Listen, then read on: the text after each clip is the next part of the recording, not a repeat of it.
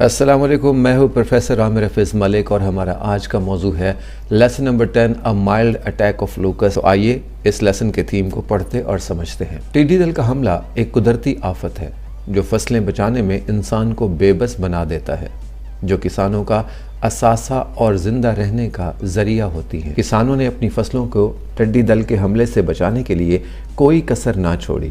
انہوں نے کیڑوں کو فصلوں سے دور رکھنے کے لیے آگ جلائی، دھوئیں کے بادل بنائے، شور مچایا، لیکن ان کی تمام کوششیں ناکام ہو گئیں اور کیڑوں نے فصلوں کو مکمل طور پر تباہ کر دیا اور کھیتوں کو ویران کر دیا۔